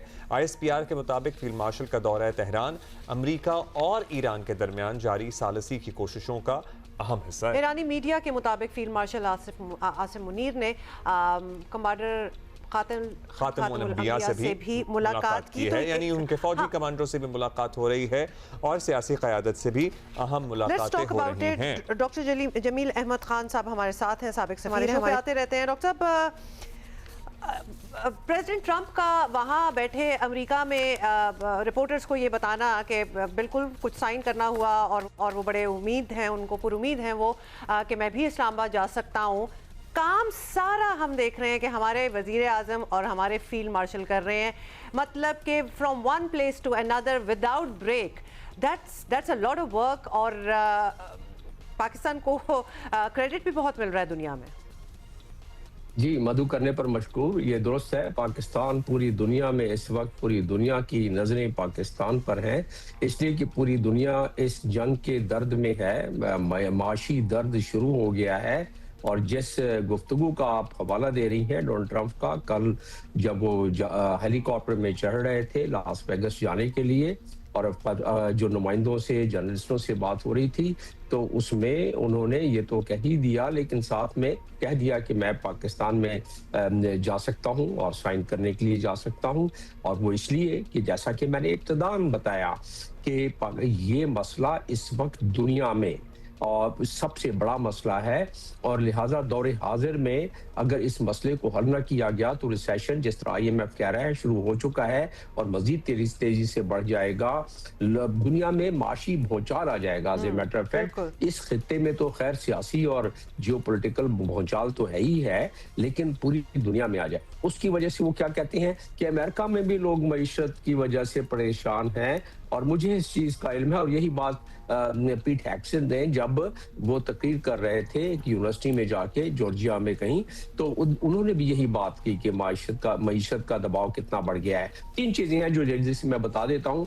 पहली चीज तो यह है कि अमेरिका ने जो प्लान किया था या प्लान उनको प्रॉम्प्ट किया गया था नेतन्याहू के तरफ से कि जंग मुख्तसर सी है, 4-5 दिन के बाद है, हम लोग जीत जाएंगे, अल्लाह खैर सल्ला, रजीम चेंज हो जाएगा। वो नहीं हुआ, 40 दिन चल पड़े और इसके लिए अमेरिकन कौम भी तैयार नहीं थी।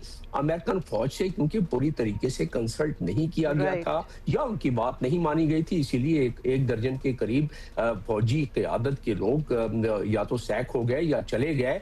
तो ये इसकी वजह से जो गलत फैसलों की वजह से वहाँ अवाम पर प्रेशर पड़ा है, उसमें कांग्रेस लोग मैन और वुमेन जो हैं वो भी काफी नुक्ताची बने हुए हैं। और साथ में अगला जो नवंबर में इलेक्शन आ रहा है, अब फिक्र उसकी बढ़ गई। ये जंग अगर बढ़ जाती या अब भी अगर ये डील नहीं हुई खुदा न खास्ता, तो ऐसी सूरत में अमेरिका की जो मिड टर्म इलेक्शन है वो डोनाल्ड ट्रंप हार जाएंगे, उनकी पार्टी हार जाएगी। अच्छा डॉक्टर साहब, अब जरा इस खत्ते के और मशरिक़ वस्ता के डायनामिक्स पे भी जरा बात करते हैं। एक तो ये कि जहां हमें पुरुम्मीद होना चाहिए और बहुत ज़्यादा पुरुम्मीद होना चाहिए, वी शुड ऑल्सो रियलाइज़ कि अभी भी दोनों पार्टियों में एतमाद का शदीद फुक़दान है। मतलब क्या गारंटी होगी? क्या यूनाइटेड नेशंस की सिक्योरिटी काउंसिल गारंटी देगी? क्योंकि डील तो एक 2015 में भी हुई थी ना, सदर ओबामा वाले दौर में, और उसके बाद डोनाल्ड ट्रंप आए और उन्होंने उठा के उसे फेंक दिया। और उसके बाद मामलात आज जिस नहज पे हैं पूरी दुनिया के सामने हैं। इस मरतबा जो डील होगी ईरान सर्टनली, और ईरान ने ये वाजे किया है कि वो ये चाहते हैं कि फिर ये डील कायम रहे और बार बार हम पे हमले ना किए जाएं।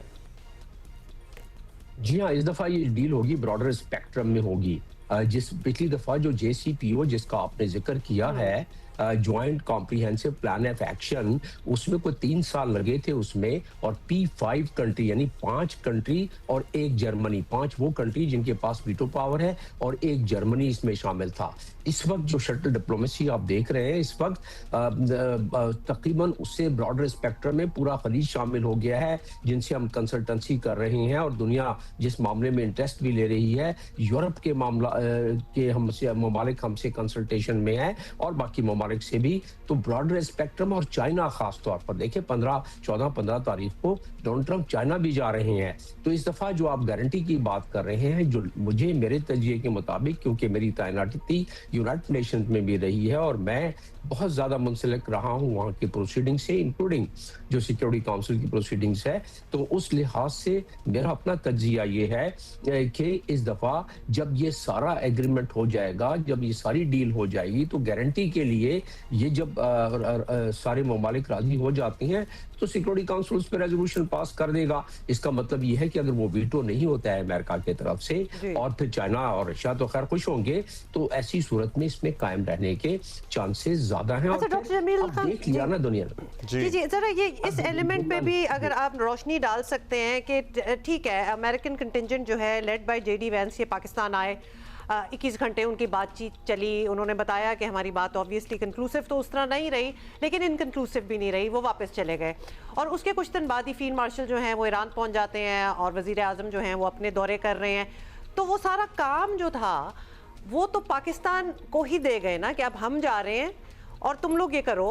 मतलब फील्ड मार्शल का इस वक्त ईरान में होना, सारी मुलाकातें करना और फिर ये स्टेटमेंट्स आना from the Trump administration and Trump himself as well कि जी हम साइन करने वाले हैं, सब कुछ हो गया है, वहाँ लबनान इजराइल की भी डील कुछ बन गई है and we will come to Pakistan. The entire work has been done by Pakistan.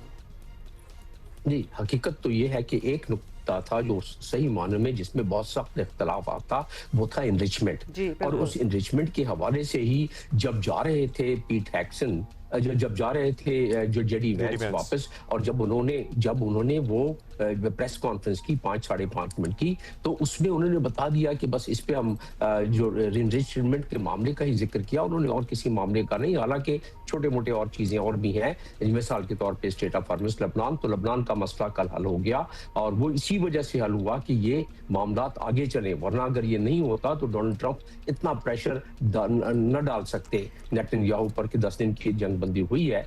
तो बहरहाल अब आपके सवाल का जवाब कि यस, हमारे फील्ड मार्शल को ये मैं कहूंगा कि हमने अपने कंधों पर टास्क लिया है। वो तो खैर एक नेचुरल सी बात थी कि हम उसमें फैसिलिटेटर थे, हम मीडिएटर थे, हमें फिक्र थी कि हमारा रीजन है 900 किलोमीटर का हमारा बॉर्डर है, हम भी डायरेक्ट इफेक्ट होते हैं, पूरा खिता डायरेक्ट इफेक्ट होता है, तो हमारा भी इंटरेस्ट उतना ही था बल्कि उससे ज्यादा था अमेरिका से। तो फील्ड मार्शल ने इसमें यह बीड़ा अपने कंधों पर उठाया कि जो सबसे मुश्किल काम था अपने कंधों पर लेके वो ईरान गए। बाकी प्राइम मिनिस्टर भी जाहिर है शटल डिप्लोमेसी कर रहे हैं, लेकिन जो मिलिट्री डिप्लोमेसी की जरूरत थी ईरान में, ईरान को इस वक्त एक मजबूत और कभी मुल्क की जरूरत है। बेशक ऐसा ही है। डॉक्टर जमील अब ये भी बता दें, जहां क्रेडिट मिलता है when things are going right, great, बहुत अच्छी बात है।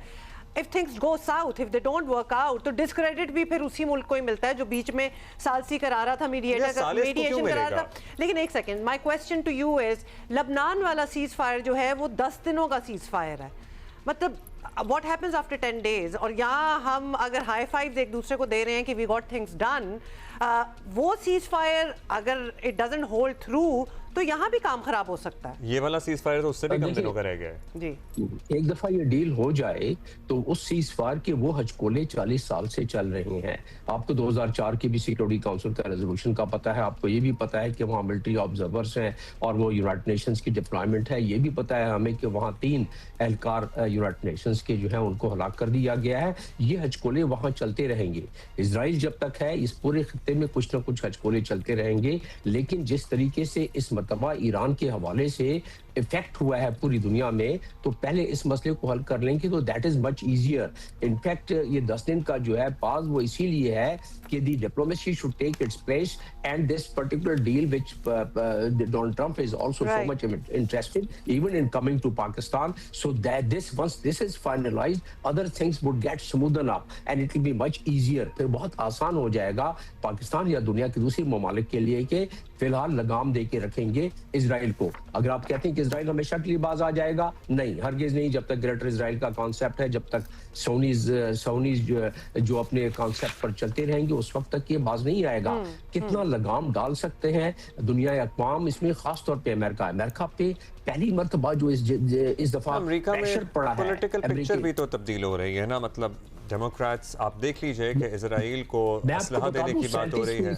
जी जी बिल्कुल। आखिरी बात 37% जो है वो रह गई है इन फेवर ऑफ इजराइल और तकरीबन 67% लोग इसके खिलाफ, जबकि पिछली दफा 67% लोग जो है 2023 में वो इजराइल के फेवर में थे। इतना और फर्क पड़ आवाम गया की है सतह पे इसी भी और तरीके उनके से मुंतखब नुमाइंदों की सतह पे भी, और बिल्कुल इसीलिए वहाँ पे इलेक्शन हार चाहे सकते हैं वो। डेमोक्रेट्स ज्यादा डेमोक्रेट्स देन रिपब्लिकन्स, लेकिन डेमोक्रेट्स की मेजॉरिटी जो है वो अब इस मामले से और इजराइल के इंटरेस्ट को सिक्योर करने से दूर होना चाहती है, वो रही है। Doctor Jameel Ahmed Khan, thank you so much for your time. साथ साथ हम एक आपको विजुअल भी दिखा रहे थे और वजीर आजम जहाज में बैठे हुए हैं और वो बात भी कर रहे हैं। Highest level of protocol that Qatar has given to the prime minister of Pakistan, जहां पर वजीर आजम का जहाज जैसे ही कतरी फ़ज़ाई हुदूद में दाखिल हुआ, वहाँ कतरी फ़ज़ाइया के तैयारों ने उसको अपने हिसार में लिया और सलामी जिसे कहते हैं ना, जिस तरह प्रोटोकॉल दिया जाता है, जैसे हम भी करते हैं अपने मेहमानों के लिए। It feels so great actually। और फिर आपको पता है ना कि कितने लिंग्विस्ट हैं हमारे प्राइम मिनिस्टर, तो एक मौके पे उन्होंने अरबी में भी बात की। मैं कहती हूँ ये कहीं भी जाते हैं, that is so endearing and inspiring to anybody. आपके मुल्क कोई आए और आपकी जबान बोले, अगर जेडी वैंस आके अगर उर्दू बोल रहे होते तो हमारे तो दिल में घर कर लेते।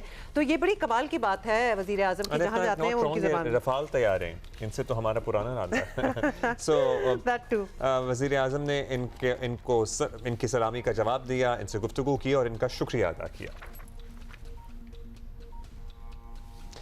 ज़फ़र नवाज़ जसपाल साहब, सरबरा शोबा बैनुल अक़वामी इंटरनेशनल रिलेशंस, कायदे आज़म यूनिवर्सिटी, बहुत शुक्रिया। ज़फ़र साहब, हम ज़ाहिर हैं ऑप्टिमिस्टिक हैं और होना भी चाहिए। अब सदर ट्रंप भी कह रहे हैं, हमारे फील्ड मार्शल भी अहम तरीन दौरों पर हैं। लेबनान का मामला भी तकरीबन सेटल होता हुआ नज़र आ रहा है, लेकिन स्टॉक पाइल और यूरेनियम अफजूदगी वाला मामला, बहुत से ज़रा ये कह रहे हैं कि लेबनान का मामला एक अहम तरीन मामला था, दूसरा ये वाला मामला बहुत अहम था, और कंसिडरिंग अभी भी दोनों पार्टियों में शदीद एतमाद का फुक़दान है। क्या लगता है आपको, हम कब तक किसी कंक्लूसिव MOU, किसी मुआहदे तक पहुँच सकते हैं? देखिए, पहले तो आप लोगों का शुक्रिया मुझे इनवाइट करने का। मुआहदे तक पहुंचना इतना आसान नहीं होता जहां पे दो मुल्क जंग में हो और एक तीसरा मुल्क स्पॉइलर हो, मगर इस मुआहदे से पुरुमीद होना इसलिए बनता है कि अगर आप गौर से देखें कि ठीक है, मेमोरेंडम ऑफ अंडरस्टैंडिंग या 11 और 12 अप्रैल को साइन नहीं हुआ अमेरिका और ईरान में, मगर ब्रेक डाउन भी नहीं हुआ। और उसके बाद जिसको आप पूरी दुनिया के नजरें पाकिस्तान पे हैं और जिसको अभी आप पहले भी कह रहे थे कि हमारे प्राइम मिनिस्टर साहब शहबाज शरीफ साहब मूव कर रहे हैं, जिसको आप अंग्रेजी में कोटेड एंड कोटेड डेफ्ट डिप्लोमेसी कहा जा रहा है और हेक्टिक डिप्लोमेसी कहा जा रहा है। और उसके नतीजे में अगर आप देखें तो 3-4 चीज़ें अभी हो चुकी हैं। पहली चीज़ तो ये है कि सीज फायर कंटिन्यू कर रहा है। दूसरी चीज़ ये है कि लेबनान में भी सीज फायर अनाउंस होगा, जो कि ईरान की डिमांड थी और हमारी बहुत ज़्यादा डिमांड थी। और उसके बाद तीसरी बात यह है कि ट्रंप साहब भी अपनी स्टेटमेंट्स में कह रहे हैं कि वो पाकिस्तान तशरीफ ला सकते हैं कि इस चीज़ को फर्दर सेटल किया जाए। चौथी बात यह है कि वॉर नहीं हो रही इस वक्त, एक स्टेटस को है। फाइनली मैं ये कहूँगा कि अगर आप देखें, जब हमारे फील्ड मार्शल आसिम मुनीर साहब तेहरान पहुँचते हैं और जिस तरह वार्म वेलकम उनको किया जाता है और जिस तरह उनके साथ डिस्कशंस होती हैं, और उसके साथ साथ जब हमारे प्राइम मिनिस्टर साहब सऊदी अरेबिया जाते हैं, कतर पहुंचते हैं और अब आज वो तुर्किया भी पहुंच जाएंगे, तो वहाँ पे जो रीजनल लीडर्स हैं वो उनको वेलकम करते हैं और अपना ट्रस्ट शो करते हैं। साथ साथ आप इन टच है कंटिन्यूसली प्रेसिडेंट ट्रंप और उसकी टीम के साथ। मेरा ख्याल है कि ये एक अचीवमेंट है, ये सक्सेस है देखिए ब्लैक एंड व्हाइट में कोई चीज आती जो है ना वो टाइम लेती है, उस पे राउंड्स ऑफ द राउंड्स होते हैं, मगर उसके साथ ये देखें कि जो इंडिकेटर्स आ रहे हैं वो तो यही इंडिकेट कर रहे हैं कि मुआहदा बहुत जल्द हो जाएगा। ये बताएं जफर साहब के ट्रंप का पाकिस्तान आना, मतलब दैट वुड बी ह्यूज। अगर वो आ जाते हैं हमारे लिए भी बहुत बड़ी बात होगी, मतलब बड़े सालों बाद, कोई 20 साल बाद किसी अमेरिकन प्रेसिडेंट का इधर आना, और किस मकसद से आना, जो कि हम ही बेसिकली फैसिलिटेटर हैं जो कर रहे हैं ये सारी backdoor diplomacy. What would it mean for Pakistan?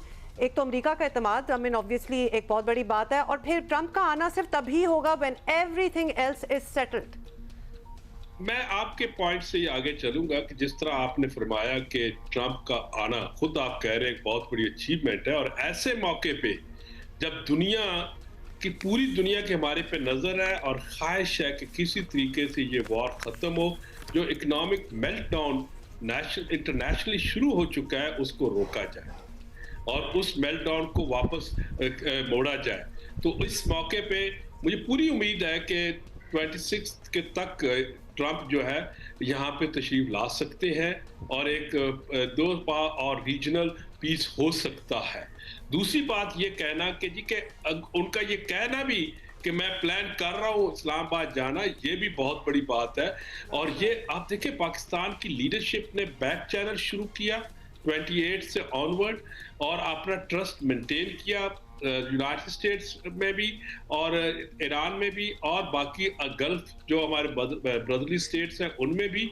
और इस वक्त हम ओपनली डिप्लोमेसी कर रहे हैं, शटल कर रहे हैं और क्लियरली जा रहे हैं, मिल रहे हैं। और पूरी दुनिया के मीडिया पे आप खुद देख रहे हैं कि मीडिया पे हमारे लीडर्स जो है इसमें छाए हुए हैं और हमारा जो मुखालिफ है, जो हमारे से नफरत करते हैं, वो भी ये बात तो एडमिट कर रहे हैं इस वक्त कि पाकिस्तान ने अपनी जो है स्किलफुल डिप्लोमेसी से फील्ड मार्शल आसिम मुनीर साहब ने, प्राइम मिनिस्टर शहबाज शरीफ साहब ने, फॉरेन मिनिस्टर साहब ने पाकिस्तान को न कि मीडिएटर और फैसिलिटेटर बनाया, बल्कि दुनिया में इस वक्त जो बहुत बड़ा क्राइसिस है, जो न्यूक्लियर भी वॉर हो सकती है, जो इकोनॉमिक मेल्टडाउन हो रहा है, उसको रोका हुआ है, वॉर को रोका हुआ है। और ये सिर्फ पाकिस्तान की काविशों से ही हुआ। अब मशरिक़ वुस्ता में क्या सूरत आपको बनती नजर आ रही है? हमारे सभी से ताल्लुकात थे हैं मशरिक़, मतलब चाहे वो GCC ममालिक में UAE हो, सऊदी अरेबिया हो या कतर हो, लेकिन रीसेंट टाइम्स में हमने कुछ शिफ्ट्स भी देखे हैं। हम सऊदी अरेबिया से और ज़्यादा नज़दीक आ गए, जिस तरह से वेलकम किया गया है कतर में वज़ीर आज़म पाकिस्तान को, वो भी एक क्लियर इंडिकेशन है। और बाकी कुछ दीगर ममालिक से जो सूरत हाल बनी वो भी किसी से ढकी छुपी नहीं है। सो क्या ये एक इत्तेहाद की सूरत आप बनते हुए देख रहे हैं, जो इत्तेहादी बन गया है सऊदी अरेबिया, पाकिस्तान, इसमें तुर्किये और कतर और साथ में भी इजिप्ट वगैरह। सो ये एक अलग ब्लॉक आपको काम करता हुआ, आगे बढ़ता हुआ नज़र आ रहा है इस खित्ते में? देखिए, मैं समझता हूँ कि पाकिस्तान की इंडिपेंडेंस लेके अब तक, बिफोर इंडिपेंडेंस जब खिलाफत मूवमेंट में गए थे तो हम एक मुस्लिम वर्ल्ड में बहुत शाइन किया था, हमारी उस वक्त की फाउंडिंग फादर ने। और अब 1947 के बाद पहली दफ़ा मुझे ये नज़र आ रहा है कि पाकिस्तान दोनों ममालिक में और पूरे रीजन में एक वाइड एक्सेप्टेबल स्टेट बन चुकी है। आप देखें प्राइम मिनिस्टर साहब, अभी आपके पिक्चर्स देखें कि वो कतर में होते हैं या सऊदी अरेबिया में होते हैं, कि किस तरीके से उनको रिसीव किया जाता है, किस तरीके से उनकी बात पे को सुना जाता है और उनको कॉन्फिडेंस दिया जाता है कि आप जो करेंगे हम आपके साथ हैं। फील्ड मार्शल साहब जिस तरीके से रिसीव किया जाता है उनको तेहरान में, और जिस तरह उनकी लीडरशिप उसके ऊपर रिस्पॉन्स करती है, तो ये एक बहुत बड़ी अचीवमेंट भी है और बहुत बड़ा एक हिस्टोरिकल आप समझते हैं कि एक डेवलपमेंट है, जिसको बड़ा अरसा पाकिस्तान के ऊपर जो काम कर रहे हैं मेरे और आप जैसे लोग, वो रिसर्च का वो इसको एक लैंडमार्क कहेंगे। जो आपका दूसरा सवाल था पहलू कि जी के खित्ते में क्या होगा, देखिए पाकिस्तान इस वक्त खित्ते के ऑलरेडी जिसको आप कहते हैं कि न्यू इमर्जिंग सिक्योरिटी आर्किटेक्चर का एक कलीदी और एक इम्पॉर्टेंट फैक्टर बन चुका है। हमने म्यूचुअल डिफेंस एग्रीमेंट साइन किया सऊदी अरेबिया से, उसके बावजूद देखिए ना ईरान आपके साथ निगोशिएशंस कर रहा है, आप पे ट्रस्ट कर रहा है। तो इसका मतलब यह है कि आप इस खित्ते में एक अमन का एक कलेक्टिव लेके आगे जाएंगे। और मुझे ये नजर आ रहा है कि जिस तरह एक न्यू अमर्जिंग वर्ल्ड ऑर्डर के अंदर न्यू रीजनल अलायंसेस बन रहे हैं, उसके अंदर इस रीजन के अंदर, जिसको आप मिडिल ईस्टर्न रीजन कह सकते हैं, इसमें पाकिस्तान लीड ले रहा है। और मजे की बात इसमें कि ये कोई कलेक्टिव सिक्योरिटी अलायंस नहीं, ये कलेक्टिव स्ट्रेटेजिक स्टेबिलिटी अलायंस बन रहा है, जिसमें इकोनॉमिक स्टेबिलिटी होगी, पॉलिटिकल स्टेबिलिटी होगी, मिलिट्री स्टेबिलिटी होगी, और रीजन प्रॉस्पर करेगा और रीजन अपने आप पे रिलाय करेगा अपने, क्योंकि इस वक्त Zafar साहब, it's a unique situation, and for Pakistan to be at the forefront of it all means a lot, or we have to build upon it as well. बहुत शुक्रिया ज़फर नवाज। और ये आम बात है कि कोई सिक्योरिटी इत्तेहाद नहीं है, स्ट्रेटेजिक इत्तेहाद है जो उभर कर सामने आ रहा है। और ये ट्रम्प के विजिट की भी जो हम बात कर रहे हैं, ये एक स्टेट विजिट यूजुअल वाला नहीं है जहाँ वो बहुत से मुल्कों में जाते हैं, मतलब दिस इज़ वेरी स्पेशल अगर ये हो जाता है। So we are very close to peace, very close to peace. Hopefully it goes through. We absolutely love it when we have musicians in the studio, और आज बड़ा स्पेशल दिन है इसीलिए। आज बिल्कुल स्पेशल दिन है क्योंकि एक इंस्ट्रूमेंट जिससे हमें बहुत लगाव है, जो बड़े सगीर के म्यूजिक की पहचान भी है, जो किसी भी गाने में आप डाल दें, गाने को 4 चांद लग जाते हैं, किसी भी धुन में आप इस्तेमाल कर लें वो और ज्यादा खूबसूरत सुनाई देती और है। हम बात कर रहे हैं तबले की। तबला जो है वो दुनिया के मकबूल तरीन लेकिन मुश्किल तरीन इंस्ट्रूमेंट्स में शुमार किया जाता है, और कहा जाता है कि इसे बजाना छोड़े, इसे समझने के लिए ही बड़ी मेहनत और वक्त चाहिए। सर्टनली। और इसी पे बात करने के लिए हमारे साथ 2 बहुत ही ख़ास मेहमान मौजूद हैं। उस्ताद साईं इरफान अली शाह साहब हमारे मौजूद हैं हमारे साथ। ज़ाहिर है ये इनके बहुत सारे मुरीदैन हैं और लोग एहतराम भी करते हैं, लोग प्यार भी करते हैं, लोग सीखते भी हैं। बहुत शुक्रिया आपका। और उनके साथ उनके शागिर्द कह लें गुलाम हैदर साहब हमारे साथ मौजूद हैं। अस्सलाम वालेकुम गुलाम हैदर, कैसे हैं? शुक्रिया आपके वक्त का। साईं इरफान अली शाह साहब, हम सबसे पहले आपसे इसी बात से शुरू कर लेते हैं, मौसीकी इंस्ट्रूमेंट्स, तबला हो या कोई और साज हो, क्या अहमियत है इनकी आपके लिए? सबसे पहले तो आपका शुक्रिया बुलाने के लिए। दूसरा ये कि आप देख लें कि आजकल के जदीद दौर में जिस तरह के हालात हैं, तो इन हालातों में संगीत एक ऐसा एलिमेंट है कि जो कि आपको अमन की तरफ बुलाता है। और आप, बल्कि मैं तो ये कहूँगा कि संगीत की एक तरह से एक झलक है फ़नी किस्म की, जो फ़न से आप उसका पहलू है। उसके बाद ये एक इल्म है, और इसके बाद बहुत सारे ऐसे उलूम हैं जिनसे ये इसकी बुनियादें मिलती हैं जाके। तो उस लिहाज से संगीत और ये रिदम ये इंसान को एक दूसरे के साथ जोड़े रखता है, और मैं तो ये समझता हूँ कि ये एक कंप्लीट कोड ऑफ कंडक्ट है। कितनी खूबसूरत आपने बात की है, मतलब कि क्या आपकी डेप्थ है इसमें कि आपको कंप्लीट ये कोड ऑफ कॉन्डक्ट भी लग रहा है। मुझे ये बताएं, ये बड़ा मुश्किल है, ये अगर बात किसी को ना समझ आए तो वो सीख भी नहीं सकता जी। जब आपके पास लोग होते हैं, जैसे ऑब्वियसली गुलाम हैदर भी हैं, और अभी हम इनको सुनेंगे, अभी प्रैक्टिस हो रही थी थोड़ा सा, और क्या ज़बरदस्त माहौल ऑलरेडी हमारे स्टूडियो में हो गया था।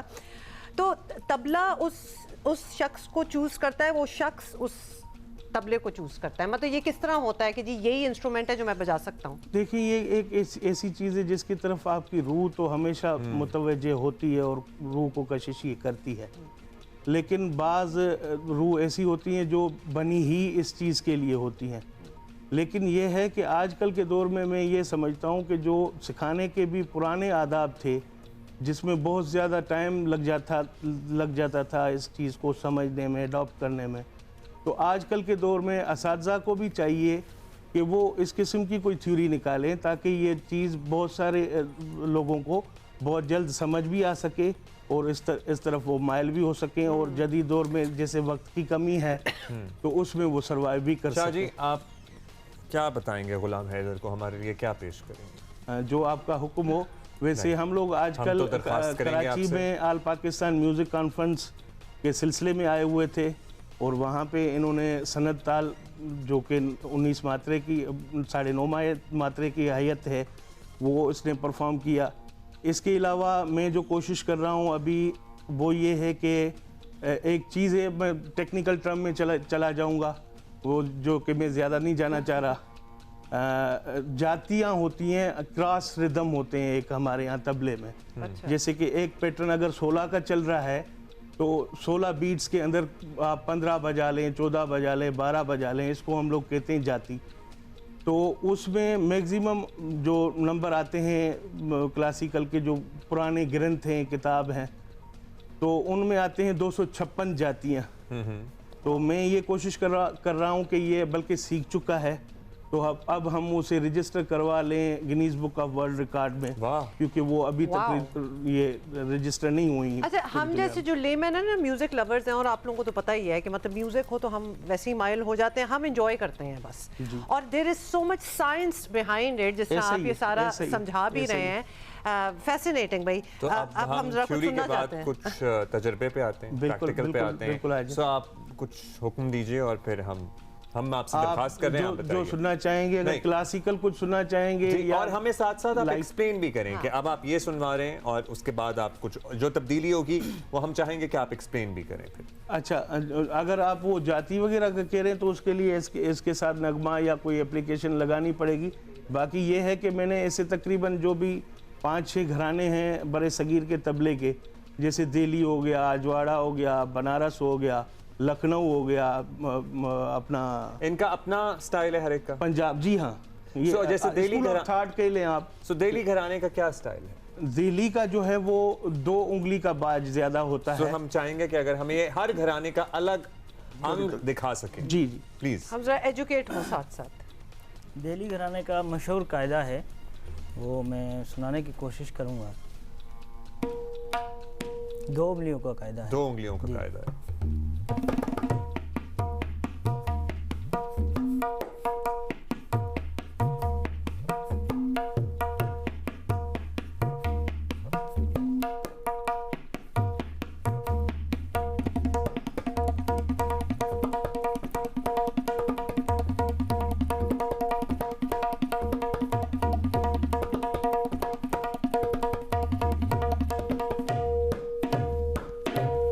ये 2 उंगलियों का। कितनी देर सीखा है आपने?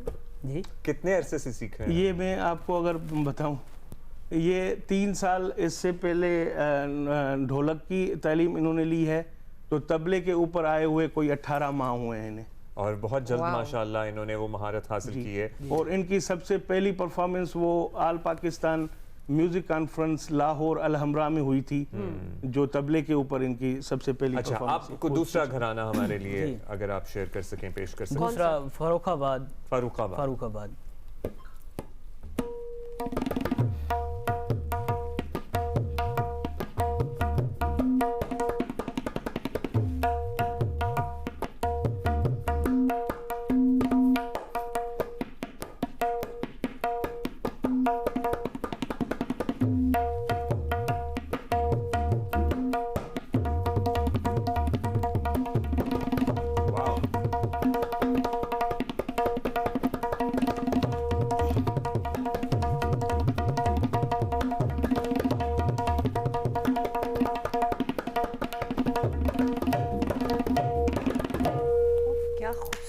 मतलब थोड़े से रोंगटे भी खड़े हो जाते हैं।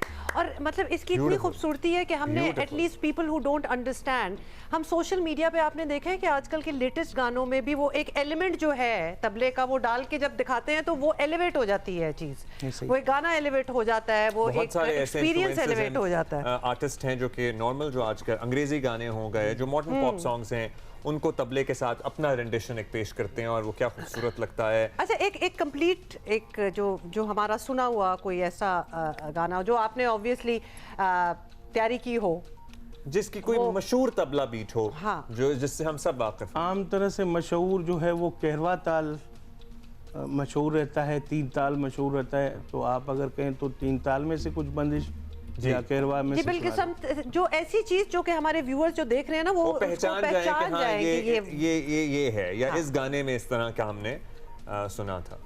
Please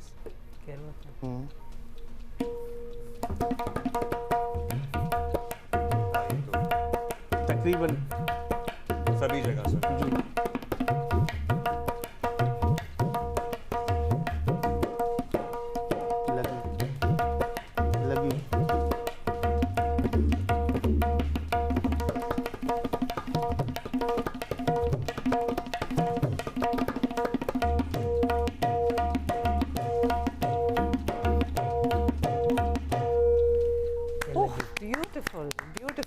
wish we had more time कि हम चाहते तो ये है कि पूरा एक गाना ही हो जाए, कॉन्सर्ट ही हो जाए हमारा, लेकिन you know how it is. हम थोड़ा सा एक ऑब्वियसली इंट्रोडक्शन ज़रूर कराना चाहते थे because you know how musically inclined we are, और ये तो हमारे अपने इंस्ट्रूमेंट्स हैं, वरना दुनिया जो है ना वो गिटार वगैरह तो बड़ी उठा लेती है, ये बहुत ही मुश्किल लगता है कि यहाँ कैसे जाएं। आजकल के जदीद दौर के तमाम आलात को इस्तेमाल करते हुए TikTok and social media, Instagram पे भी अपनी प्रोफाइल बनाएंगे, और यू नो आप भी शाजी ज़रा कुछ सिखाएं बच्चों को। बिल्कुल बिल्कुल, बल्कि मैं तो ये गुजारिश करूँगा कि हुकूमत पाकिस्तान से कि संगीत को एक मुकम्मल सब्जेक्ट की हैसियत दी जाए, ना कि इजाफी सब्जेक्ट की। और इससे ये है कि अगर, बल्कि मैं ये समझता हूँ कि आजकल के दौर में संगीत एक ऐसा इल्म है जिसकी बुनियादें साइंटिफिक हैं, और वो जब आप सीख लेते हैं तो बहुत सारे ऐसे उलूम होते हैं जिनको सीखने में, समझने में हमारी नौजवान नस्ल को बहुत आसानी महसूस होगी। और एंड वी आर होपिंग कि हमारे जो नए म्यूजिशियंस हैं ना वो ये इंस्ट्रूमेंट्स, ये साज जरूर उठाएं, मतलब इनको इंक्लूड करें। बहुत शुक्रिया साईं इरफान अली शाह साहब और Ghulam Haider, thank you for being with us. अच्छा, एक वीडियो वायरल हुई थी, शुक्र है कि मैंने नहीं देखी, लेकिन ऑफ कोर्स खबर तो हमारी तरफ आती है, और खैरपुर जिरगे में सबके सामने लड़की के कत्ल की वीडियो जो है वो सोशल मीडिया पर वायरल हुई, और बहुत ही ख़तरनाक किस्म के मनाजिर थे। रिपोर्ट्स मिल रही हैं कि इस खातून को जिरगे ने नाजायज़ ताल्लुकात के इल्ज़ाम में कत्ल किया, ऑब्वियसली गैरत के नाम पे, which I you know I hate this term honour killing, there is no honour in killing, लेकिन वो यही समझते हैं, और ये सब कुछ हुआ। और सोशल मीडिया पर वीडियो तो डालनी होती है। मुकदमा दर्ज कर लिया, और पुलिस का दावा है कि वाक़े में मुलव्विस 2 अफराद को गिरफ्तार कर लिया गया है।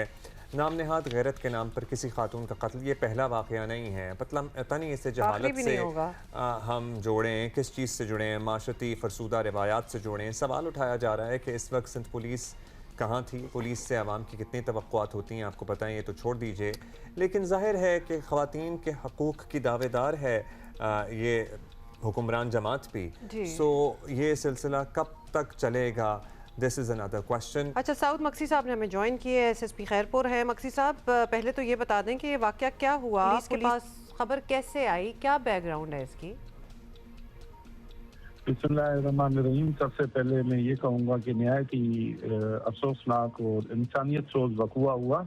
ये वक़ुआ रात 9 और 10 अप्रैल की हुआ है, और इसमें अभी तक जो तफ्तीश हो रही है उसमें ये पता लगा है कि ये लड़की जिसका नाम रुबीना और खालदा है, ये सदाम नामी लड़के के साथ मिलने गई थी। वहाँ पे इनके 2 भाइयों ने, जिसका नाम सलीम है और बीड़ो चांडियो, इन्होंने इस लड़की को ये वापस लेके आए अपने घर वालों के पास। वहाँ पे इनका मामू था जिसका नाम है कैसर, और इनके विक्टिम के दादा थे जिनका नाम है वली मोहम्मद। ये दोनों वहाँ पे मौजूद थे, और उन्होंने कैसर ने 3 फायर करके इस लड़की को कत्ल कर दिया, और ये 3 साढ़े 3 का वक़ुआ था। पुलिस को वहाँ से कॉल आई, SHO टंडो मस्ती वहाँ पे बीटो विलेज है, वहाँ पे पहुँचा, डेड बॉडी अपनी तहवील में ली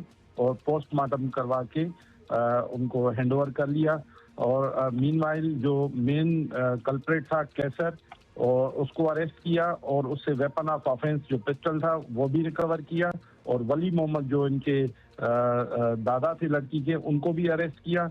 इन दोनों को अरेस्ट करके थाने ले आए, और इसके बाद सरकारी मुद्दत में FIR 4 नॉमिनेटेड अक्यूज के खिलाफ की, एक कैसर, पहलवान, गुलाम अब्बास और वली मोहम्मद के खिलाफ। इन चारों में से 2 अरेस्ट हो गए थे, बाकियों के लिए छापे मारे जा रहे थे।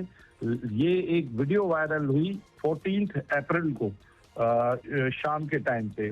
उस वीडियो वायरल के बाद उस वीडियो में बाकी भी लोग जो स्पेक्टेटर्स हैं उनकी हमने शनाख्त की।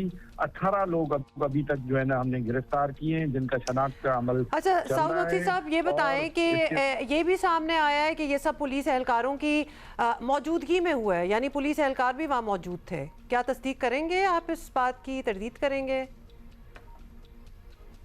और जो बाकी जैसे इनसे तफ्तीश हो रही है, ये बाकी लोगों के नाम बता रहे हैं, उनके खिलाफ हम रेड्स कर रहे हैं। अभी ये कबल वक्त होगा कि हम गिरफ्तारी से पहले नाम डिस्क्लोज करें, लेकिन हमें नाम मिले हैं। मैं फिलहाल अभी तक जो मेरे पास जो एविडेंसेस आए हैं, बिल्कुल मैं इस बात की तरदीद करता हूँ। ये हो ही नहीं सकता कि लॉ इन्फोर्समेंट एजेंसी के सामने इतना बड़ा एक वकूआ और वो उसको रोके नहीं। ये जो बातें की जा रही हैं, ये एक मेन तफ्तीश को कहीं और रुख देने के लिए की जा रही हैं, लेकिन इसका कोई अभी तक कोई ठोस एविडेंस किसी ने पेश नहीं किया। और इसको मैं ये कहूँगा कि जैसे पुलिस को पता लगा है, एसएचओ ने वहाँ पे रेड किया है और 2 मेन मुल्ज़मान 4 में से 2 को गिरफ्तार किया है और स्टेट की तरफ से जो एक मजबूत केस है वो बनाया गया है।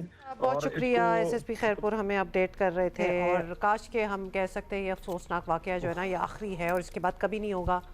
We can't say that. अच्छा जी, दैट्स ऑल फॉर टुडे। और पीएसएल मैचेस हो रहे हैं और आज है जी Lahore Qalandar versus Quetta Gladiators. So good luck to both the teams, specially और मेरा दिमाग ना अभी एक ऑनर किलिंग वाले मामले में अटका हुआ है। इस पे हम इंशाल्लाह आगे चलकर फिर बात करेंगे, क्योंकि हमारे माशरे में ऐसी मिसालें मौजूद हैं जहां वालिदैन ने साथ दिया और बच्चियां are doing great. Okay, that's all, we'll talk about this some other time. Have a great weekend, bye.